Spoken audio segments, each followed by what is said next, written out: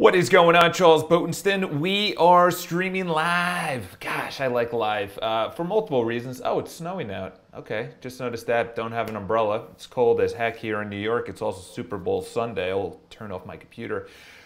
What are we going to be talking about today? Obviously there's a lot of man-made things out there. Government, society, the camera, pretty much everything is man-made. All right, even the social structures, the things that we look at and we just say, okay, I need to move my face so I'm not the center of attention here because it's really distracting. I just want to look at the chat in the comments. So if you guys have any questions, leave it over there. So continuing on, leave it in the comments below. Continuing on. So we have a social structure, and if you guys haven't read the book Sapiens, you have to read the book Sapiens, all right? And essentially the author points out that not only is everything man-made, but even concepts like science are man-made. We're putting meaning in words to things. And I'll tell you where I'm getting at. So we put meaning in everything to currency, what it means, what it feels like, even the word currency, completely made up. The word atom, A-T-O-M, completely made up. Proton, neutron. So we put a word on these things to explain how things work, okay? Which is actually a book that I want to read, the short story, or the short history of how everything works, which is essentially from the beginning. Obviously, I've talked about it before, which is insane. How did you get something from nothing? Number one. Number two is the Big Bang. It exploded out, and then what was there before? Like, how was space created? All right, so going on to that, that's just a little side tangent.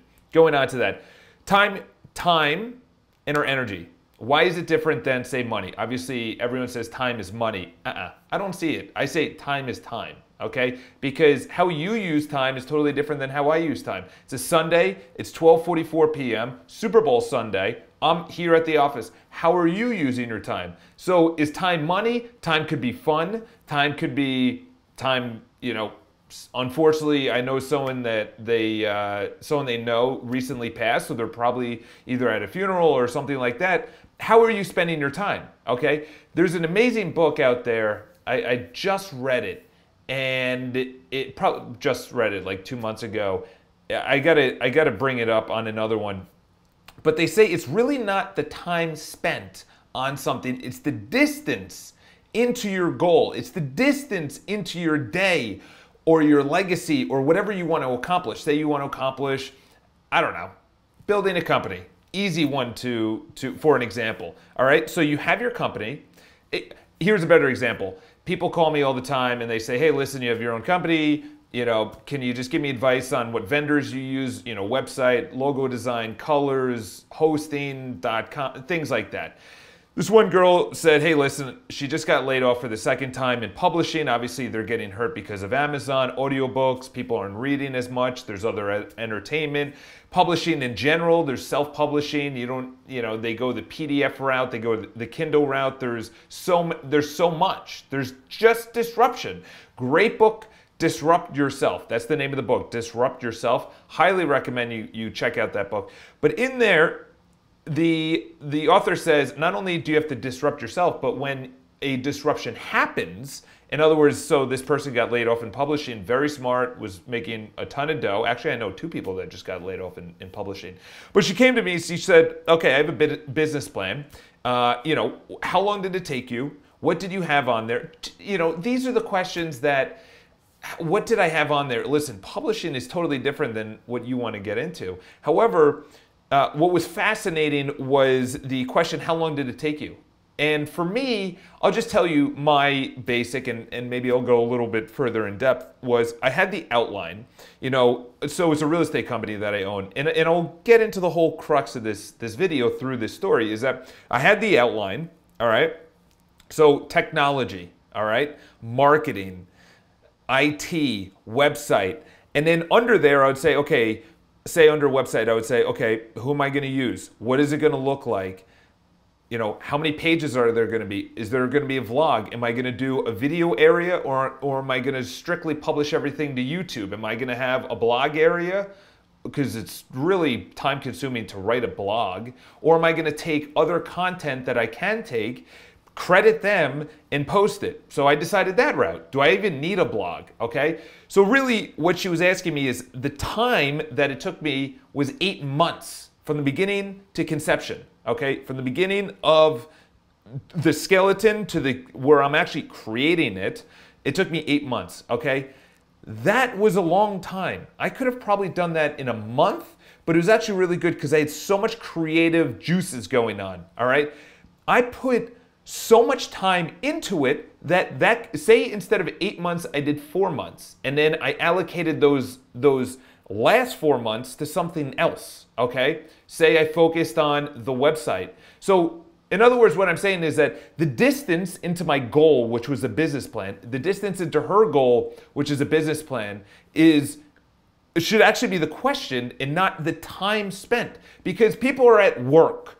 But I can tell you right now, based on the posts that people do and the consumption that people do on video and social media and websites and emails and things like that, they're not really working. All right? They're just there. It's kind of like going to the gym and the guy's just sitting on the bench press and you're like, dude, lift some freaking weight. What are you doing, bro? You know, you're just sitting there, you know, staring at your phone with your iPod or earpods, and you're just kicking it. It's like, what's the distance into your goal? Okay? So I look at time as a minute resource that actually is very similar to energy, because energy is about, there's so many subcategories of energy. Focus, it's diligence, enthusiasm, it's the ability to look at a task and be able to, within the time, get everything done without distraction. I'll give you some resources. Number one, the app, if you have Chrome, I don't know if it's for any other browser, but if you have Chrome, Google Chrome, I literally just downloaded it after reading the book, not Moments. Moments is a great book. Highly recommend that. Deep Work. Deep Work by Cal Newport. Incredible book. And from there I said, I'm not actually working. You know, I say I'm working, but I'm not really working, okay? Someone that's really working is Jeff Bezos. That guy is a fiend. Tony Robbins, fiend. He's obsessed with productivity. He's obsessed with maximizing every single second. What is the hierarchy? Whether it's uncomfortable to make that phone call, or do I go to the email? Do I go to my email inbox? You know, do I check social media, which is not a high priority, and leave other things like making my business plan? Do I make that a high priority? So number one is, with time is energy, okay? So we'll talk about time and then we'll talk about energy. So, and then leave your comments below. So what's going on? Wrist froze. That's an awesome name. Wrist froze. I don't know what that means. Yeah, so going back, time can be broken down, as I said, into focus, which is also energy. It's very, you know, probably equilibrium with each other. But within time, you have to understand that to not look at your email, to not look at Facebook. So Facebook, I have something called Facebook Eradicator. I have no idea. It's on my browser. I have no idea. Because when I go to Facebook, I wish people a happy birthday, and I go to the notifications to answer any comments or replies or whatever, and I do that maybe once a day, you know, for 10 minutes, to be honest. I need to get to the point where I don't even check it. Maybe once a day, if that, not twice a day. So I have something called Facebook Eradicator. On Google Chrome, I have something called Boomerang. Boomerang is for Gmail, and it essentially pauses your inbox. And I pause it all the way from 6:30 p.m. to 7 a.m. All right, so 6:30 p.m. when I leave work, I don't think about work. I don't want to look at any emails. I don't want to look at any text messages, all the way to 7 a.m. So when I leave the gym, that's the first time I'm looking at emails and whatnot. Why? Because you have residual focus. That's what it's called, is residual focus on something that you've done, whether it's work or a relationship breakup, or you're in a task and you switch. You still have residual moving over to the new task. So in other words, when I leave work, there's still, and I'm checking email at home, there's residual focus. And I know people are like, well, what if an email comes in? I cannot get more angry when that comes in, and that's why I made that reaction. What if an email comes? What email is really going to come in that is not going to be, is so extraordinary that I need to answer it immediately? And you know what? If I lose it, that's fine. Because for that one business opportunity that I lost, I've gained thousands because I can go home and not think about work, okay? Can someone call me? Absolutely. Can someone text me? Absolutely. Till guess what? 8 p.m. At 8 p.m., sorry, I'm putting my watch back on my wrist. At 8 p.m., I put on airplane mode, everything, except for Bluetooth, because I listen to an audiobook in bed and read. So I have my light on, but it's on a dim focus. I got my little orange glasses. Why am I talking about this? Because I'm talking about time, which bleeds into energy. So if my time is focused on work while I'm at home, and then I get a bad night's sleep because I'm thinking of an email that just came in, which recently happened, and then I get a bad night's sleep, which is your energy. You wake up with that residual throughout the whole night, and maybe you don't sleep well, and then you wake up tired, and then that affects your energy for the day, which affects your time because you're pushing things out. That's why it all makes sense. So within time, you have to understand it's the distance that you go into your task and not the time spent on it. You could spend, here's an example, before you go away, or before there's a vacation, or before the new year, what do? You put your ass in gear because you want to get things done. You're going on vacation tomorrow. You're like, I got to bang out all those emails, those phone calls, whatever. And you're like Mr. Productivity, you know, or Mrs. Productivity, sorry. You're just focused on that. Okay, that's all you need to get done because tomorrow you're not going to be able to do it. Imagine if you had that kind of mindset every single day. That's something I'm working on. Okay, I'm not there. Don't look at me like God. Okay, I would say the reason that I'm bringing this all up is because last year, like you guys may have noticed, or I've talked about, is that I focused on energy. I focused on health, and within health, I never even thought of energy. You know, what's my energy throughout the day? You know, towards the end of the day, what's my energy when I wake up? And then I started saying, okay, how is energy actually influenced? It's the sleep you get, the water you drink, or actually anything you drink. It could be soda, alcohol, everything else. I went out last night, you know, I'm a little groggy. It's 12:54, but today I ate a salad. I'm gonna have another salad. It's Super Bowl Sunday, but I need to do that. I need to detox from last night because I know that if I don't detox, that this whole week is gonna be shit. Because Monday goes into Tuesday, and by shit, I mean like not as good as what I want it to be. So energy, you have to, and I've mentioned this before, you have to focus on your health because that needs to be your foundation. Here's an example. One of my good friends, his father, I've brought this story up before, his father was very large, morbidly obese, I would say just, right around there.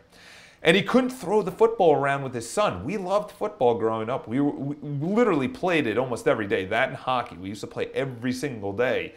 And his father was so overweight that he couldn't even enjoy the moments with his son, like throwing the football or at the Jet games. You know, other fathers would be throwing footballs and handing it off and laughing and high-fiving and being on teams. And he couldn't do that. And I could see in his eyes that it's not that he didn't like it, he was disappointed.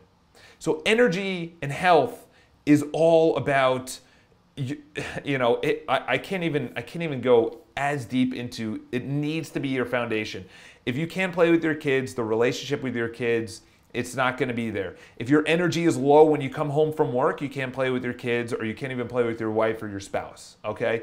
Everything is cyclical, but the base is your health. Okay, and then you move up from there. Because if you don't have health, everyone looks after you and you're a burden for the family now. Okay, and I know people that unfortunately they became overweight or they didn't take care of themselves and they started losing their mind, they started forgetting things, they couldn't hang out with the people they wanted to hang out. It was a burden on the wife, it was a burden on the kids, it was a burden on the family, the grandkids, things like that.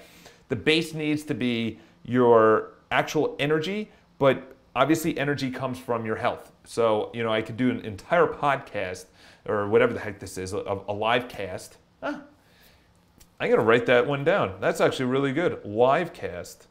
I wonder if that's taken. Someonebuythat.com. That's really good. So I would say the number one thing with time is how you spend it which is going back to currency. You know, think of time. Okay, think of money. You know, money is all about flowing in motion. You know, money flows. You know, currency. You know, spending money. Okay, there's so many nature. You know, I'm not going to get into any woo woo, but understand and obviously ask your questions below. I see one that's coming up is, if you focus this year on your health, everything else will come. Your happiness, you will get more confident. So that means your business, your relationships, you'll look better, you'll feel better, you'll be able to get into things that you obviously closed, but I mean, like, you'll be able to get into areas that you never thought possible. You know, whether it's socially or money-wise or health or clarity, things like that. So distance and your health are the underlying premises for obviously the two important aspects that I feel, which is time and your energy. So what's your opinion on drinking coffee for energy? After 9 hours of staying awake, I will start to feel sluggish without coffee. Okay, so the question is, do you have coffee before work or do you have it after work? You should not have coffee 8 hours before, and this is science, is that there's residual effects. So I'll give you this. So the reason that Zoloft, I think it's got to be up there as like number one. You know, antidepressants, I know in the general category are number one selling. Xanax, and I don't know what Xanax. I've never actually had a prescription in my life. Not saying like, oh, let's tout it. But my parents didn't believe in it, which is freaking awesome, because I know someone, I know two people. One of my good friends, he was addicted to it, actually kicked him out of college. He had to go to rehab and things like that. I know someone presently that's addicted to it, and she doesn't really need to be on it, but she's on it. And unfortunately, that's the pharmaceutical industry. So essentially, what Zoloft is, and obviously I'm not a scientist, but this is from my readings, is that it actually restricts emotions. So if you're depressed, you have an emotion of depression. If you are happy, you have an emotion of happiness. And obviously there's correlating hormones and chemicals that run throughout your body. All right, so what Zoloft does is actually so here's the neural connection when an emotion is made, you know, say happiness or joy or sorrow or something like that. There's an emotional connection. Your body says, okay, I feel sad or I feel something. And then that it floods your body with some kind of, you know, cortisol is stress, obviously endorphins, dopamine, oxytocin, serotonin, those are the feel-good ones. And it floods your body. But the thing is, what Zoloft does is it restricts all emotions. So you don't even have that electrical neural connection that says, I'm depressed. So not only do you not feel depression, but you also don't feel happiness. So really, you're just going through life emotionless. And that's literally the exact synonym to coffee. So coffee actually doesn't give you energy. It actually restricts, I forgot the name of it, it restricts the chemicals in your body that makes you feel tired naturally, okay? That's not good, okay? If you do it 8 hours before you go to bed, because it restricts your body from shutting down and saying, I've been awake for this whole time. So essentially you're telling your body that, because the chemicals can't get through. So essentially the caffeine stops that, the chemicals of telling your body that you're tired, and then you don't actually get tired. That's not good, okay? So 8 hours before you go to bed, don't have coffee. Work on your energy. Work on the amount of energy you have. What time are you going to bed? How many hours a night are you sleeping? Are you looking at your cell phone or your computer or your iPad or TV before you go to bed? When you're looking at that, what are you looking at? Are you looking at garbage? Are you looking at violence? Are you looking at news? Are you bitching about something? Are you on social media? Listen, it's gradual. It's not overnight, all right? I've been in the game for 11 years, all right? It's not an overnight kind of thing. And a lot of these things contradict, but then you try it out and you're like, okay, going to bed early is way better than Gary Vaynerchuk's hustle until 12 a.m., okay? That's not me, all right? I need my sleep. And then 5 a.m., that's when I get up. So that's 8 hours right there. Excuse me. So with coffee, sometimes I do it in the morning. Honestly, I get a cold brew with no ice, cold brew all the way to the top, lukewarm, regular temperature, honestly, to clean my system out sometimes. If I have garbage food over the weekend, I'm like, I just want to take a and just get that all out, all right? I don't use coffee for energy. I don't need it, okay? I used to think I needed it. It might be the placebo effect, but I don't. Got my 17-year-old cousin's watching your videos. Thank you so much. Honestly, obviously, it's all about faith. I know something at some time is going to catch on and I'm going to be able to do what I really want to do, which is go and speak and blah, blah, blah. I don't even care about the money. I still want to run a business. I'm not going to be, I'll be like the Gary Vaynerchuk, where, I have a book every 3 or 4 years. And if you guys want to buy it, I don't give a shit. But my main job is going to be real estate. I love real estate. I love walking in. I love clients. I love cold calling. I love, and by the way, let me just go back to that, okay? Do you understand what I just said? I love real estate, which is my job. I love cold calling, which I never did at any time before, ever, at any time. I never, but through the process of pushing through the rejection and having every single day calling someone, and more importantly, someone left a comment on another video about, can you do a book review about psycho-cybernetics? Highly recommend that. Psycho-cybernetics, and the other one, which is What to Say When You Talk to Yourself. Those are two really good books. What to Say When You Talk to Yourself and Psycho-Cybernetics. And essentially, it's rewiring how you talk to yourself, because you wouldn't be friends with the person that's in your mind most of the time. Yeah, you're a loser, you're a schmuck, I can't believe you did that. You called this person, you didn't ask her out, she, rejected you, you're ugly, you're poor, whatever the case is that was going through my mind. That was pretty much my self-talk going through life. Until I read the book and I said, holy shit, I got to get that under control. So now, as I do something that I fear, and the reason I put in quotes, because I don't even want to convince my brain that I fear anything, obviously, except for traffic and the usual things like a gun or a knife. I'm talking about things like public speaking or whatever. I've convinced myself that I actually love cold calling. I love calling someone and saying, hey, listen, list with me. Hey, listen, where are the referrals? Things like that. So I don't even know what I was talking about. But, thank you for getting your son to, or your 17-year-old cousin. I think a video on debt, budgeting, social life would be awesome. I think it would go viral like your water video. I know, that water video is really funny. I made that in my backyard. I feel like Ty Lopez in my garage. And this is the thing. And people are like, oh, he's selling the water bottle. I'm like, no. Do you understand how much shitty water bottles there are out there? They're plastic, which is really bad because you're filling up plastic. Water that has chemicals and oil in it. Plastic is made from oil. In case we don't know, it's also cancerous. So obviously, even if it doesn't have, PCBs or whatever those are, doesn't matter. It's still plastic. Glass is the most natural way to actually go if you're going to consume anything. That's why you look at anything that might go bad. Kombucha. If you actually have real good oil instead of the BS olive oil that they have in the supermarket that's out in the sun in a clear plastic. Look at how they make that, by the way. Just all the research of my health and whatever, and just you see what they're doing out there. It's frightening.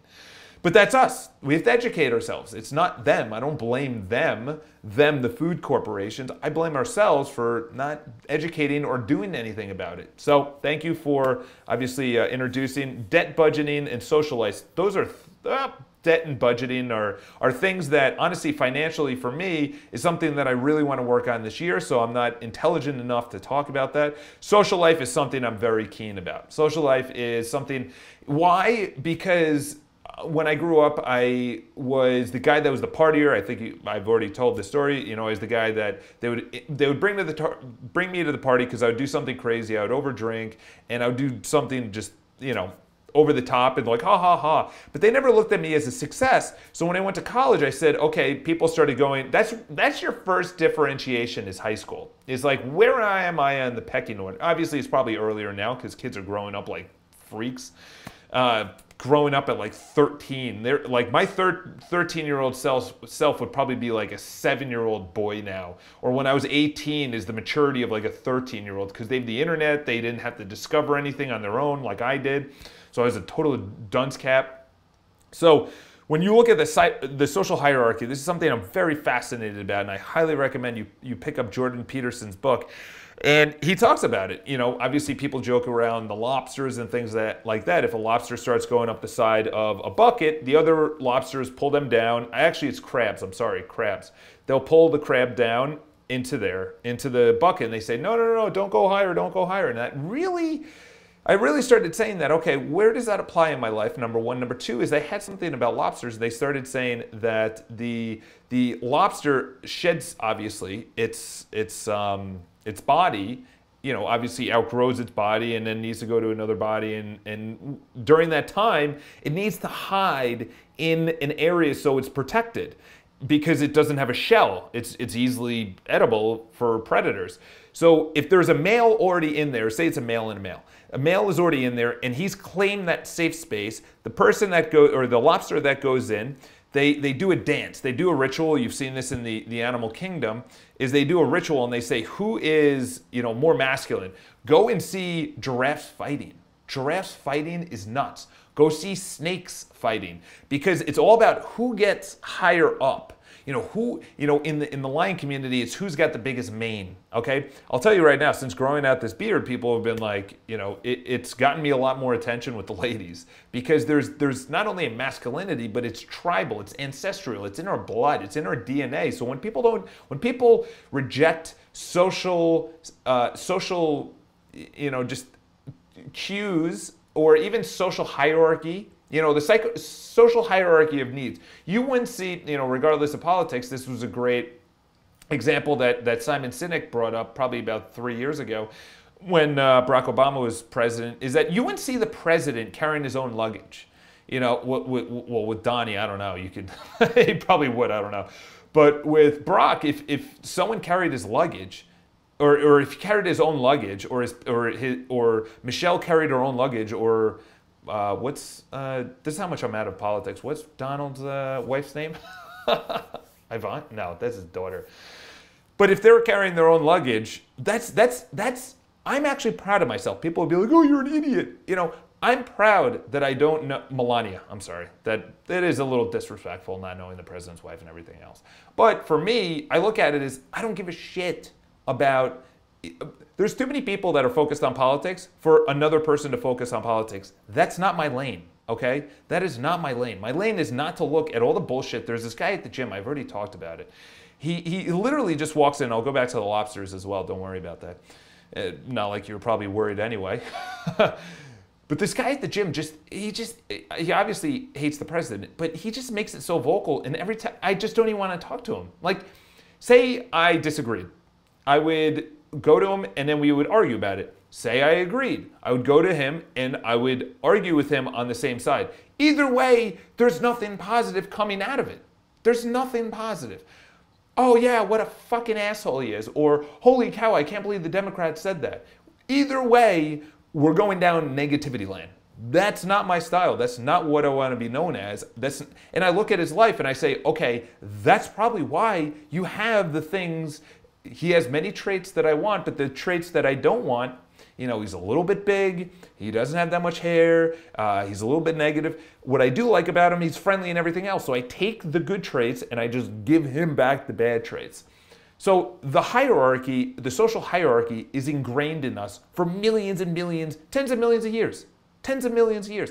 They said that because crustaceans have been around, probably one of the oldest. I think he said it was before trees, which is crazy, which is insane. Our Earth is incredible. If you really, truly think about it, I think I really want to learn more about physics and whatnot and just how things have come to be. But he said that crustaceans and the early, just little guys running around down on the soil, I don't want to say enteropods, but something around there, even then, they have the hierarchy. Why? Because a female needs to know who she's going to mate with. Because the female who is unhealthy, or we'll go back to the female to the male. So if the female is in need of protection and she chooses the wrong mate, they're both going to die. Okay? Maybe he doesn't know how to defend her and her offspring, so they're both going to die. These are little things. It's the same thing with lobsters. If this guy cannot shed his skin, this lobster cannot shed his skin because there's another male in there, and he loses the battle because he's this guy and the other one hits him, whatever. There's 4 levels of actually fighting in the lobster kingdom, which is incredible. The first one is dominance, then the second one is kind of whacking each other, then the third one is claws, where you actually need to pin for I think it's the face, And well, kind of makes sense there because that's the most vulnerable. And then the fourth is death.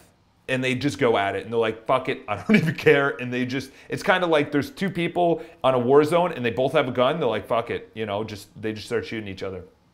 So why do I say that? Is because socially, you have to be calibrated multiple ways. Number one is you're dynamic as a leader. You're dynamic, you brought up your cousin, which is incredible, but your cousin's looking up to you. He's 17 years old. There's not many good, real male role models out there that you can look at. There's not, how many female role models would I look up to? Maybe Sarah Blakely, maybe Oprah.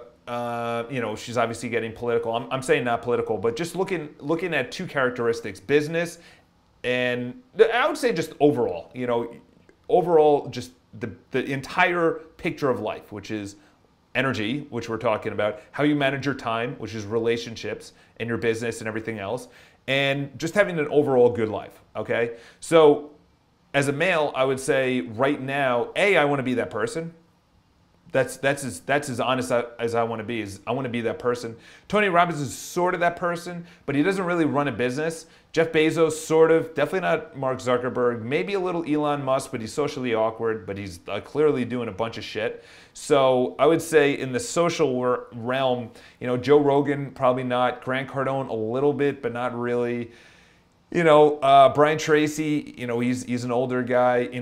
Let me know who you think it would be. I look at Jordan Peterson as the best person because he brings so much to the table where he brings courage, number one. He can defend his points, and he's well articulated with facts, not emotions, not how I feel.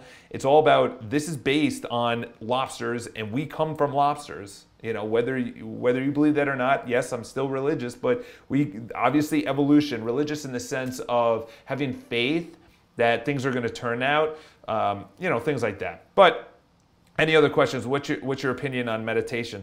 I got to work on meditation, man. I got to, or man or ma'am. I got to tell you, meditation to me, I try and do it every single morning. I do it every single morning.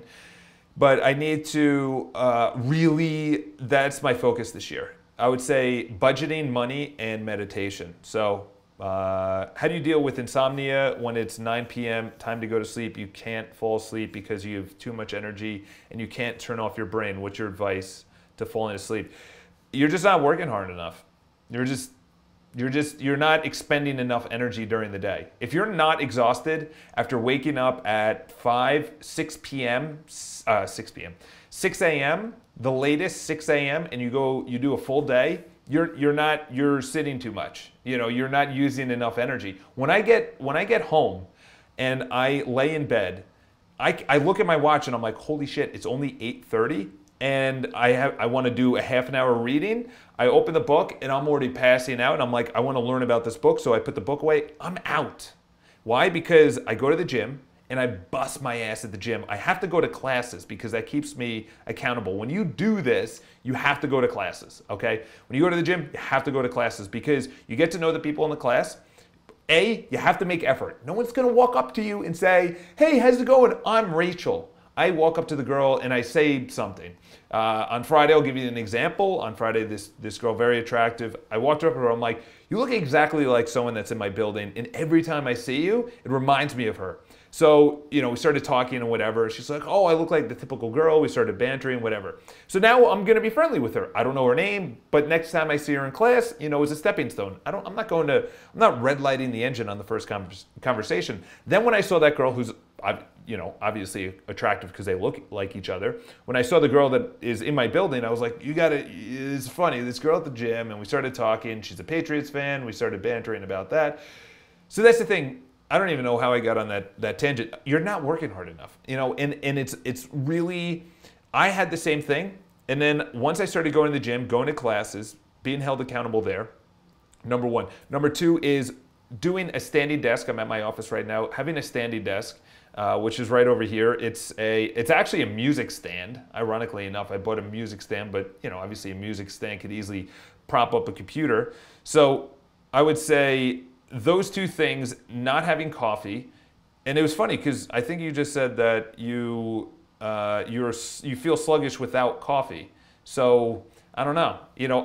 I would really, this is really important, and I'm glad you're asking these questions, because if there's an area of your life like this, which is either energy or sleep, you have to focus on that for a month and say, what am I doing leading up to that? You know, for me, I'm like, okay, I want to grow the business. We're not big enough in my mind. You know, the amount of business we're going to do this year will far outseed all my other years, but I want to be way larger. Excuse me. Number one is I want to be way larger, number one. Number two is I said, okay, why am I not getting the business and other people are getting business? Okay, they're prospecting. How often are they prospecting? They're prospecting every day. Okay, they're prospecting every day. What time are they prospecting every day? They're prospecting between 8:30 and 9:30 minimum every single day. What are they saying? Who are they calling? And I started dissecting that and I said, okay, I'm going to replicate that. Literally, it's coming down to understanding if we're not sleeping, what am I doing? What am I eating? Am I not spending enough energy? Am I having coffee? You know, what time am I waking up? If I'm waking up at 10 a.m. and I'm trying to go to bed at 9 a.m. or 9 p.m., that's not enough of a day, okay? You're going to be going to bed at like 10 p.m., 11 or 12, okay? Because if you wake up at 10, that means you're going to bed at 12 midnight. That's 10 hours of sleep, okay?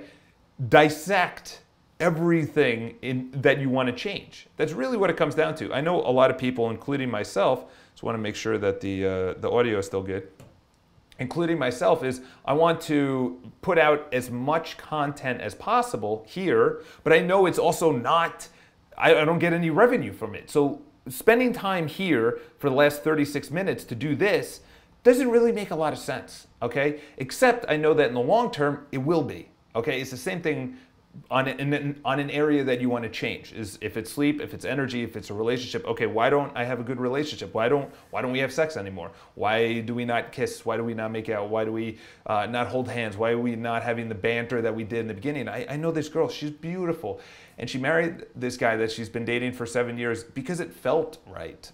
I'm sorry, not because it felt right, because she felt that it was the thing to do. It was the thing to do. We've been dating for 7 years, so it just felt like and she's miserable. So what's the first thing they do? They get a freaking dog.